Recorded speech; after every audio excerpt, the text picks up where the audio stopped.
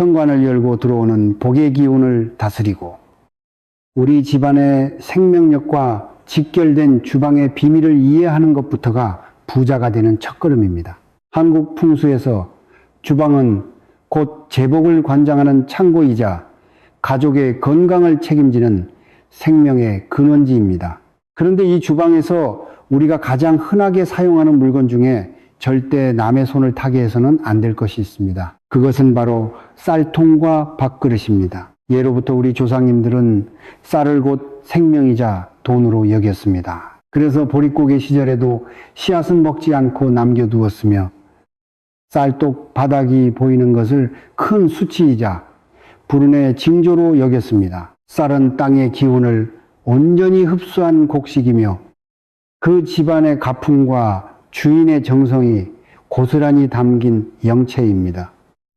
그런데 가끔 이웃이 갑자기 쌀이 떨어졌다며 한 바가지 빌려달라고 오는 경우가 있습니다. 이럴 때 아무런 생각 없이 여러분이 쓰던 쌀 바가지를 이용해 쌀을 퍼주는 것은 여러분의 복을 퍼주는 행위입니다. 만약 쌀을 주어야 할 상황이라면 반드시 새 비닐봉지에 담아주거나 여러분이 직접 만지지 않은 상태로 건네야 합니다. 특히 밥그릇은 더욱 중요합니다. 밥그릇은 그 사람의 일자리, 즉 명주를 상징합니다. 밥줄이 끊겼다라는 말이 그냥 나온 것이 아닙니다. 밥그릇을 남에게 빌려주거나 남이 쓰던 밥그릇을 가져오는 것은 그 집안의 가난한 기운을 집안으로 들이거나 여러분의 왕성한 활동력을 밖으로 내던지는 행위가 됩니다. 또한 주방의 칼과 가위는 기운을 자르는 성질이 강합니다. 칼은 음식을 만드는 도구이기도 하지만 풍수적으로는 살기를 제압하고 복을 지키는 수호의 의미도 있습니다. 그런데 이 칼을 빌려준다는 것은 우리 집을 지키는 칼날을 남에게 주는 것과 같으며 이는 결국 가족 간의 화목을 자르고 재물의 인연을 끊어버리는 결과를 초래합니다. 특히 명절이나 집안 잔치 때 편의상 칼을 빌려 쓰는 경우가 많은데 이때부터 집안에 불협화음이 생기고 재산상의 손실이 발생하는 사례를 저는 수없이 보아왔습니다. 칼과 가위는 그 집안의 가장 예리한 기운이 응축된 물건이기에 절대 타인의 손을 거치게 해서는 안 됩니다. 여러분, 혹시 오늘 여러분의 주방을 한번 살펴보셨습니까? 낡고 이가 빠진 그릇들이 찬장 구석에 자리 잡고 있지는 않습니까? 아니면 오래되어 코팅이 벗겨진 냄비들이 쌓여 있지는 않습니까? 이런 물건들은 빌려주는 것보다 더 위험한 것으로 죽은 기운을 뿜어내어 들어오려던 재물운도 발길을 돌리게 만듭니다. 재물은 깨끗하고 빛나는 곳에 머물기를 좋아합니다. 낡은 물건을 정리하는 것은 단순히 청소를 하는 것이 아니라 낡은 운명을 씻어내고 새로운 부의 기운을 맞이할 공간을 만드는 수행입니다. 지금 당장 주방으로 가서 사용하지 않는 낡은 그릇이나 녹슨 칼이 있다면 미련 없이 정리하십시오. 그것이 여러분의 재물운을 다시 숨쉬게 하는 가장 빠르고 확실한 방법입니다.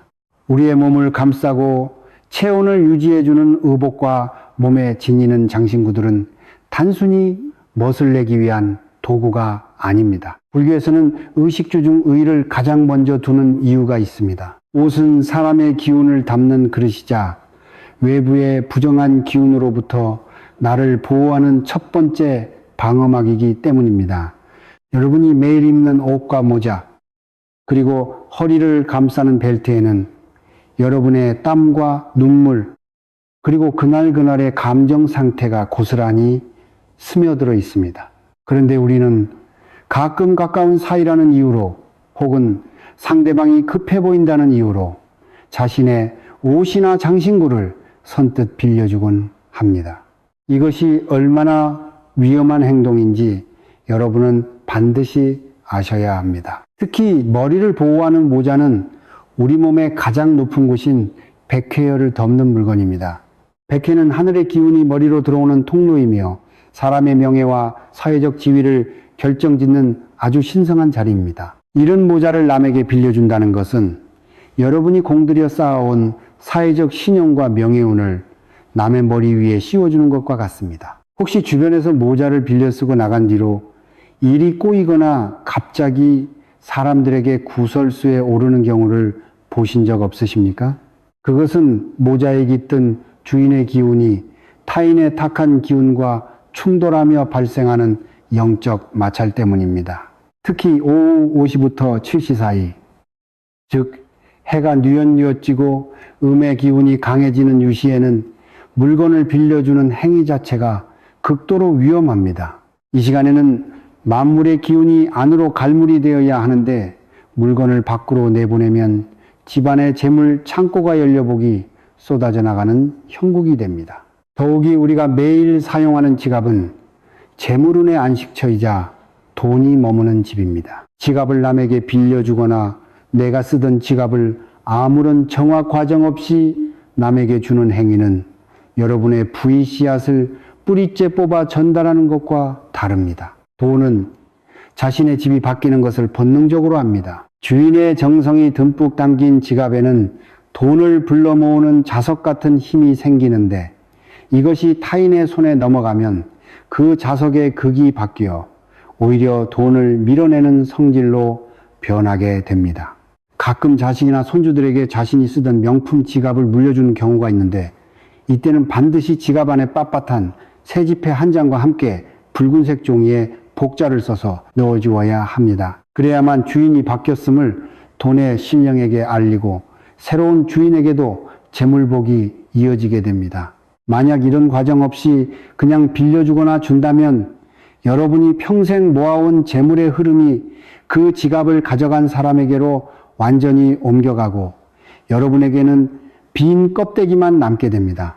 최근 대한민국 사회가 경쟁이 치열해지면서 남의 것을 탐내는 기운이 강해지고 있습니다. 이런 시기일수록 여러분의 소중한 물건을 지키는 것이 곧 여러분의 삶을 지키는 길임을 명심해야 합니다. 허리띠 또한 마찬가지입니다. 풍수학적으로 허리는 인체의 중심이며 재물을 지탱하는 기둥입니다. 예로부터 관직에 오른 사람들의 풍계는 허리띠의 재질과 문양으로 결정되었습니다. 허리띠를 남에게 빌려주는 것은 내 인생의 주도권을 남에게 넘겨주는 행위이며 가계의 중심축을 흔드는 일입니다. 특히 사업을 하시거나 중요한 계약을 앞두고 계신 분들이 허리띠를 남에게 빌려준다면 그것은 백전백패의 징조입니다. 자신의 기운을 든든하게 받쳐주어야 할 중심이 타인의 손에 들어가 흔들리기 때문입니다. 여러분 주변에 유독 남의 물건을 잘 빌려가는 사람이 있다면 그 사람을 멀리하는 것이 좋습니다. 그것은 그 사람의 기운이 이미 고갈되어 타인의 복을 갈구하고 있다는 증거이기 때문입니다. 이런 사람과 인연을 맺고 물건을 주고받다 보면 여러분의 맑은 기운도 금세 탁해지고 맙니다. 불교에서는 인연의 소중함을 강조하지만 악연 또한 경계해야 함을 가르칩니다. 내 복을 갉아먹는 빌려주기 습관은 자비가 아니라 무지에서 비롯된 자의 행위입니다. 우리는 흔히 물건에는 영혼이 없다고 생각하지만 사실 모든 사물은 주인의 마음을 먹고 자랍니다. 3년 이상 소중히 사용한 물건에는 주인의 수호령이 깃든다는 말이 전해져 내려오는 것도 이 때문입니다. 이렇게 소중한 물건들이 타인의 거친 기운에 노출되면 그 물건은 상처를 입고 주인에게 해를 끼치는 물건으로 변질됩니다. 재물이 모이지 않아 고민이신 분들은 오늘 저녁 여러분의 옷장을 한번 열어보십시오. 혹시 남에게 빌려줬다, 돌려받은 옷이나 유행이지나 누군가에게 빌려주려고 빼놓은 옷들이 있습니까? 만약 돌려받은 옷이 있다면 소금물에 가볍게 세탁하여 타인의 기운을 씻어낸 뒤 입으셔야 합니다. 소금은 예로부터 정화의 상징으로 귀신과 탁기를 쫓는 힘이 있습니다. 특히 음력 정월 대보름이나 달이 꽉 차오르는 보름날에 이런 정화 작업을 하면 그 효과가 배가 됩니다. 부자가 되는 길은 멀리 있는 것이 아닙니다. 내가 가진 작은 물건 하나에도 감사의 마음을 담고 그 기운이 밖으로 새나가지 않도록 소중히 간직하는 태도에서 시작됩니다.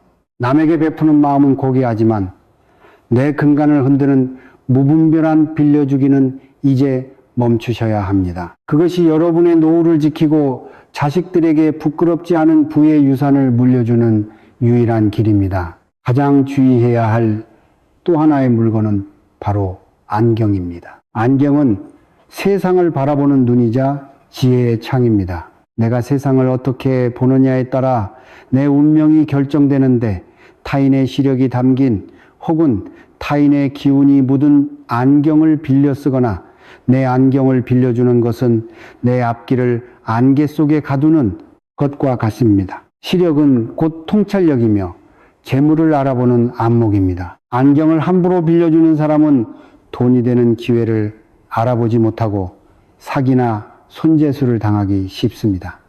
이처럼 우리 몸에 직접 닿는 물건들은 하나하나가 여러분의 운명과 연결된 소중한 매개체들입니다. 오늘 이 말씀을 들으신 이후부터는 누군가 여러분에게 소중한 물건을 빌려달라고 할 때 정중히 거절하는 용기를 내시길 바랍니다. 그것은 상대방을 미워해서가 아니라 나와 내 가족의 행복을 지키기 위한 최소한의 도리입니다. 진정으로 남을 돕고 싶다면 물건이 아니라 따뜻한 말 한마디와 여러분의 넘치는 복을 나누어 줄 수 있는 여유로운 마음을 보시하십시오. 물건에 얽매이지 않고 기운을 다스릴 줄 아는 사람만이 진정한 부의 주인공이 될 수 있습니다. 우리가 매일 밤 고단한 몸을 이기고 내일을 꿈꾸는 침실은 집안에서 가장 은밀하면서도 가장 강력한 재물운의 저장고입니다. 특히 잠을 자는 동안 우리의 영혼은 육체의 구속에서 벗어나 우주의 기운과 소통하며 다음날 살아갈 에너지를 충전합니다. 이때 우리의 머리를 받쳐주는 베개는 단순히 목을 편안하게 하는 도구가 아니라 여러분의 운명과 제복을 담아내는 그릇과 같습니다. 한국의 전통적인 믿음과 풍수 지리적 관점에서 볼 때 베개는 그 사람의 혼비, 즉 영혼의 그림자가 머무는 곳입니다. 여러분, 혹시 손님이나 친척이 하룻밤 자고 간다고 해서 여러분이 평소 베고 자던 베개를 선뜻 내어주신 적은 없으십니까?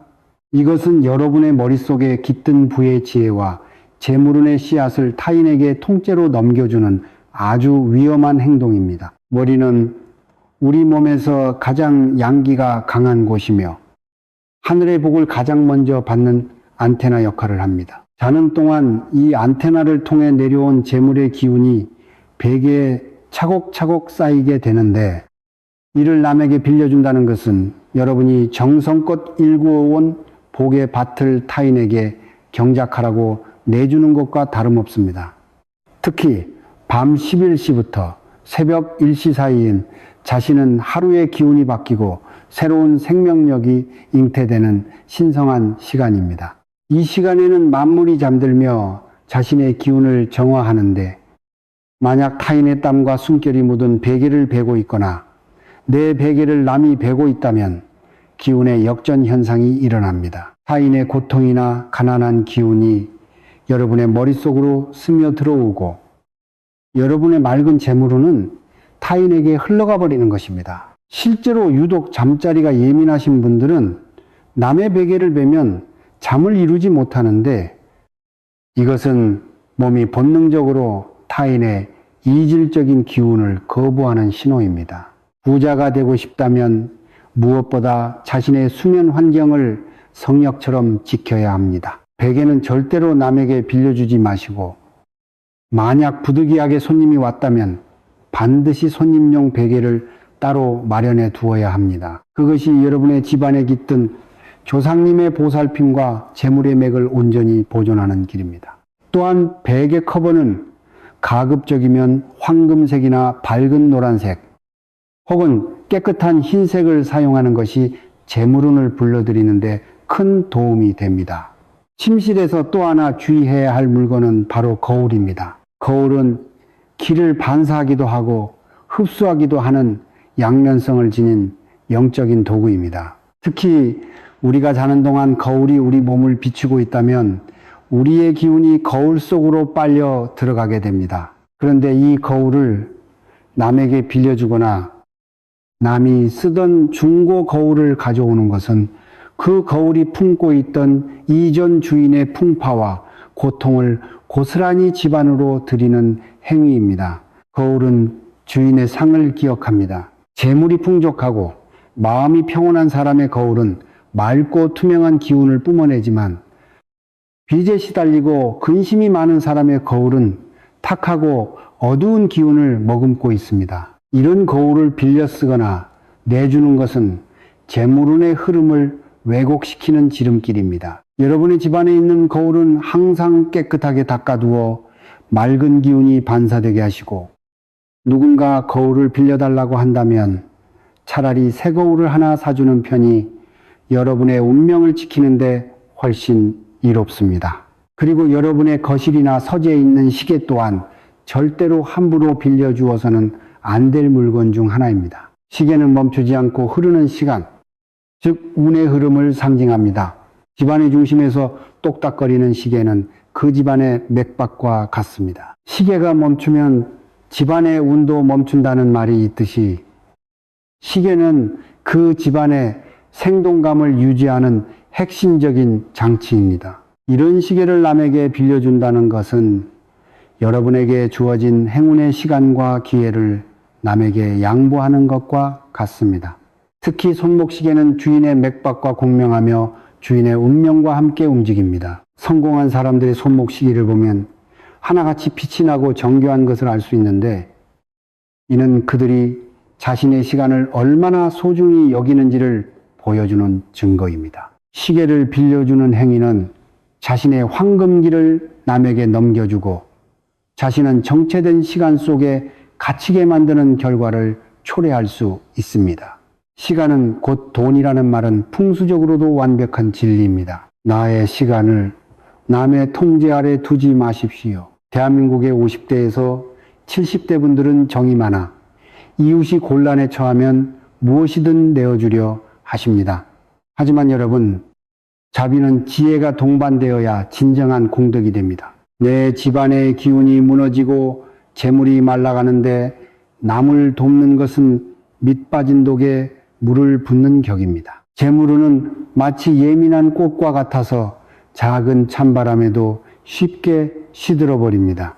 남에게 물건을 빌려주는 그 짧은 순간에 여러분이 수십 년간 쌓아온 공덕의 탑이 흔들릴 수 있다는 사실을 명심하십시오. 만약 지금껏 무분별하게 물건을 빌려주어 재물운이 막혔다고 느껴지신다면 오늘 밤 자시인 밤 11시에서 새벽 1시 사이에 거실에 앉아 잠시 명상을 해보십시오.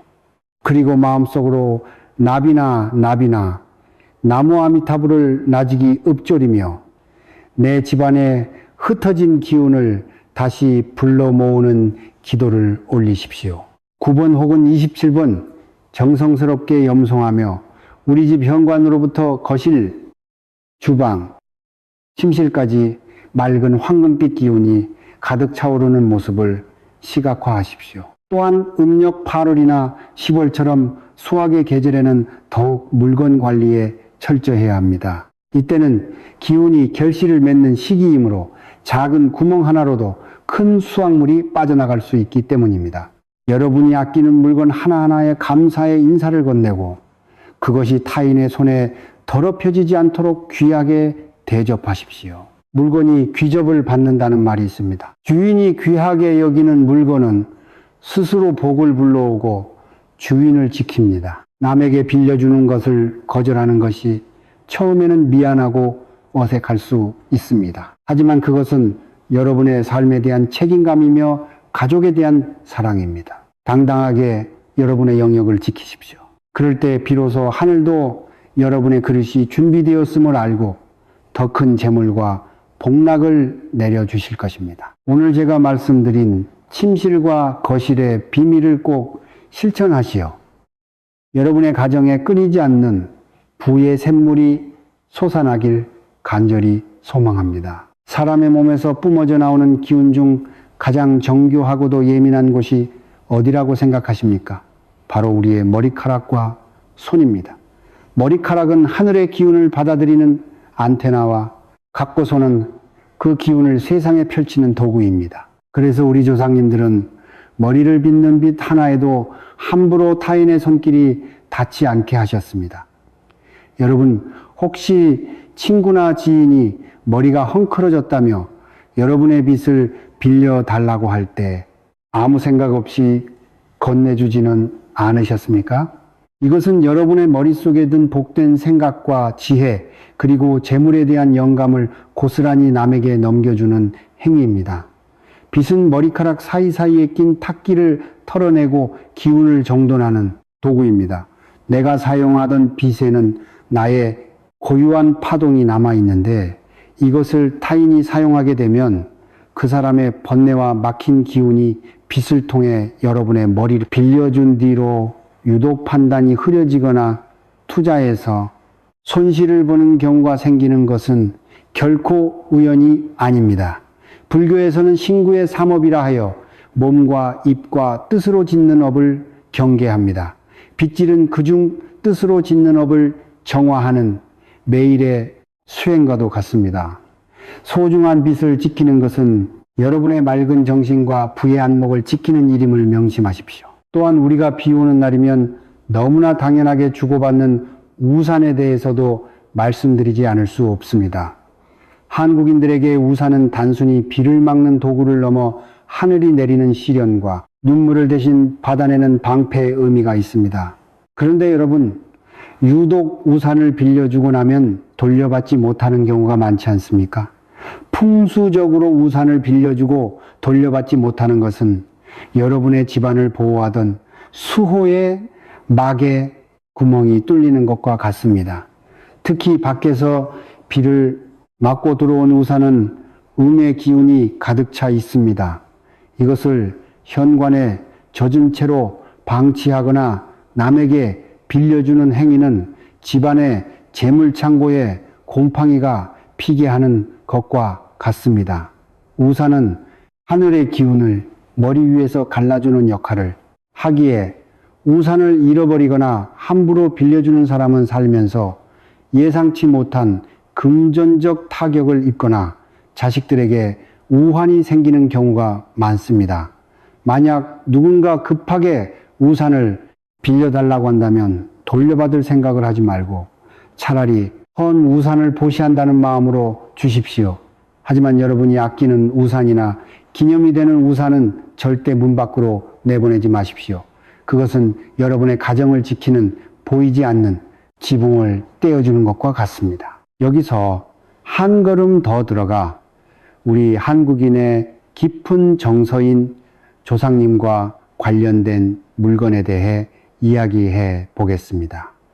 여러분의 부모님이나 조상님으로부터 물려받은 유품들 혹은 집안 대대로 내려오는 작은 장신구나 도장 같은 것들이 있을 것입니다. 이런 물건들은 단순히 금전적인 가치를 넘어 조상님의 음덕과 가문의 기운이 응축된 결정체입니다. 요즘 젊은 세대들은 그 가치를 몰라 친구들에게 장난삼아 보여주거나 빌려주기도 하는데 이것은 집안의 뿌리를 흔드는 아주 불효막심한 행동입니다. 특히 인감도장이나 성명이 새겨진 물건은 여러분의 존재 자체를 상징합니다. 도장을 남의 손에 맡기거나 빌려주는 것은 여러분의 운명을 타인의 손에 쥐어주는 것과 같습니다. 재물은 주인의 권위가 바로 서 있을 때 비로소 안착하는 법입니다. 조상의 기운이 서린 물건을 소중히 모시는 집안치고 가난한 집이 없다는 사실을 꼭 기억하시기 바랍니다. 매일 아침 진시인 오전 7시 30분에서 9시 30분 사이는 만물이 기지개를 켜고 활동을 시작하는 황금의 시간입니다. 이 시간에 여러분의 소중한 물건들을 한 번씩 만져주며 조상님께 감사의 묵념을 올리십시오. 지극한 정성은 하늘을 감동시키고 막혔던 재물의 혈자리를 뚫어줄 것입니다. 현재 대한민국 사회는 고독사나 노인, 빈곤 문제로 참으로 가슴 아픈 일들이 많이 일어납니다. 이런 불안한 현실 속에서 우리 50대에서 70대 분들은 자꾸만 마음이 약해져 남의 부탁을 거절하지 못하고 자신의 것을 내어주곤 합니다. 하지만 여러분, 냉정하게 들릴지 모르나 기운의 세계는 냉혹합니다. 내가 바로 서지 못하면 누구도 도울 수 없습니다. 여러분이 가진 재물운을 잘 지켜내어 넉넉한 부자가 되는 것이야말로 진정으로 주변 사람들에게 선한 영향력을 끼치는 길입니다. 빌려주는 행위 뒤에 숨은 여러분의 불안감을 들여다보십시오. 혹시 거절하면 미움받을까봐, 혹은 내가 인색해 보일까봐 소중한 기운을 내던지고 있지는 않습니까? 부처님께서는 스스로를 섬으로 삼고 법을 섬으로 삼으라고 말씀하셨습니다. 여러분의 공간과 여러분의 물건을 하나의 성역으로 만드십시오. 남에게 빌려주지 말아야 할 것을 분명히 하는 선언만으로도 여러분의 재물운은 다시 살아나기 시작할 것입니다. 특히 손수건이나 양말 같은 작은 소품들도 무시해서는 안 됩니다. 손수건은 눈물을 닦는 도구이기에 남의 것을 빌렸으면 그 사람의 슬픔이 전염되고 내 것을 빌려주면 내 복이 눈물과 함께 씻겨 내려갑니다.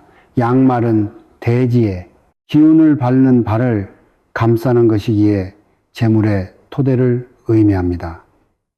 이처럼 내 몸에 직접 닿고 나의 분신과도 같은 물건들을 철저히 관리하는 것이 곧 마음 공부이며 재물 공부입니다. 여러분, 지금이라도 주변을 둘러보고 혹시 남에게 빌려주어 아직 돌아오지 않은 물건이 있다면 마음속으로 그 물건에 맺힌 인연을 끊어내십시오. 미련을 갖는 것조차 기운의 소모입니다. 대신 오늘부터는 나를 위한 새로운 기운을 모으는 데 집중하십시오.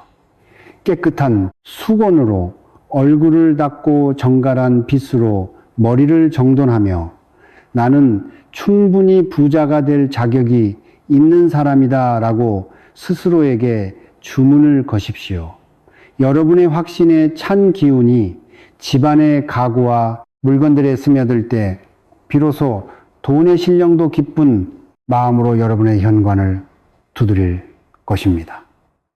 이 깊은 이치를 깨닫는 자만이 진정한 풍요의 주인공이 될 수 있습니다. 우리가 긴 시간 동안 함께 나누어 온 이 지혜의 여정은 이제 가장 깊은 곳인 여러분의 마음자리로 향합니다.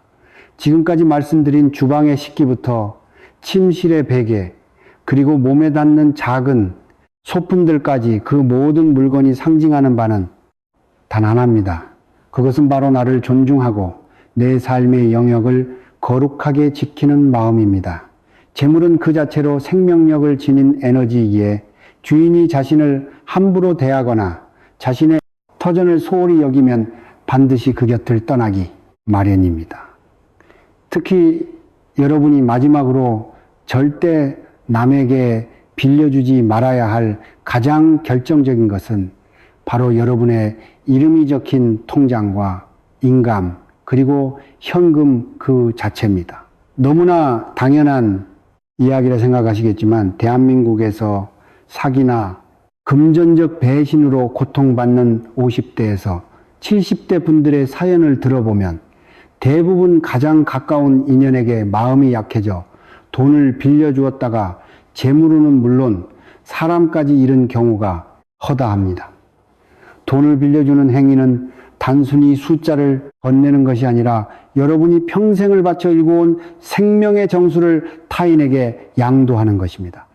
돈은 주인의 땀방울을 기억합니다. 그 소중한 기억이 담긴 재물이 타인의 욕망에 의해 더럽혀지거나 돌아오지 못하는 상황이 되면 여러분의 영혼에는 지워지지 않는 깊은 상처가 남게 됩니다.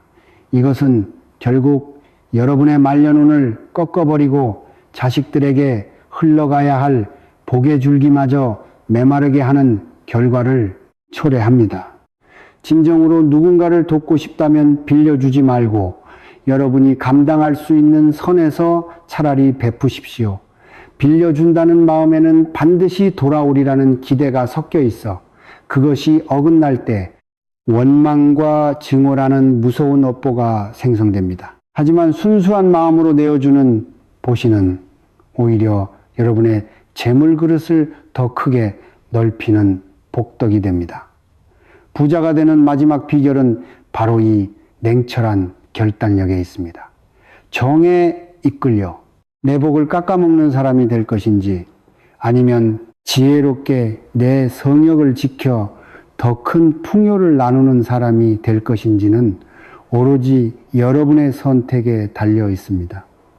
오늘부터 여러분의 집안을 다시 한번 정갈하게 정돈하십시오. 특히 해가 뜨는 오전오시에서 7시 사이인 묘시에 일어나 창문을 활짝 열고 집안의 묵은 기운을 내보내며 이렇게 나직이 읊조려 보십시오. 내 집안의 모든 물건은 나의 복을 지키는 수호신이며 나는 이 풍요를 누릴 자격이 충분하다라고 말입니다. 이 짧은 화거는 여러분의 무의식 속에 잠들어 있는 부의 본능을 깨우고 흩어졌던 재물운을 자석처럼 끌어당기는 힘이 있습니다. 또한 일주일 중 목요일이나 금요일처럼 목기와 금기가 강한 날에는 현관 바닥에 굵은 소금을 한 줌 뿌려두었다가 1시간 뒤에 쓸어내십시오. 소금은 예로부터 부정한 기운을 흡수하고 재물을 정화하는 가장 강력한 도구입니다. 이렇게 공간을 정화하고 나면 여러분이 소중히 여기는 물건들이 다시금 생기를 되찾고 여러분의 삶을 지탱해 줄 것입니다. 여러분 인생의 황혼기는 결코 쓸쓸하거나 빈곤한 시간이 되어서는 안 됩니다. 조상님들께서 물려주신 고귀한 기운과 여러분이 평생 쌓아온 공덕이 결실을 맺어 황금빛 들판처럼 풍요로워야 할 시기입니다. 오늘 제가 전해드린 이 깊은 풍수의 비방들을 가슴에 새기고 하나씩 실천해 옮기신다면 머지않아 여러분의 통장에는 기분, 좋은 숫자들이 늘어나고 가정에는 웃음꽃이 피어나며 막혔던 모든 운의 혈자리가 시원하게 뚫리는 기적을 경험하시게 될 것입니다. 이제 긴 이야기를 마무리하며 여러분께 마지막 축원을 올립니다. 이 영상을 끝까지 시청하신 모든 보살님과 거사님들의 가정에 재물벽이 철옹성처럼 쌓여 그 어떤 가난의 바람도 침범치 못하게 하소서. 하시는 일마다 천수관음의 보살핌으로 만사형통하시고 자손 대대로 부귀영화를 누리는 명문가로 우뚝 서시길 간절히 소망합니다. 마음이 어지러울 때는 언제든 이 공간을 다시 찾아와 마음의 평온을 얻으십시오. 여러분의 간절한 기도와 정성은 결코 헛되지 않을 것입니다. 댓글에 나무아미타불 혹은 여러분의 소중한 다짐을 남겨주시면 저 또한 매일 밤 여러분의 이름을 올리며 부처님 전에 공양을 올리겠습니다. 오늘 이 소중한 가르침이 마음에 닿으셨다면 주변의 소중한 인연들에게도 이 법문을 전하여 함께 복을 짓는 도반이 되어주시길 바랍니다. 구독과 좋아요는 여러분의 재물운을 깨우는 작은 시작입니다. 여러분은 이미 부자의 길에 들어서셨습니다. 그 길을 당당하고 지혜롭게 걸어가십시오. 항상 건강하시고 대대손손 복락이 끊이지 않기를 두 손 모아 기원합니다. 성불하십시오.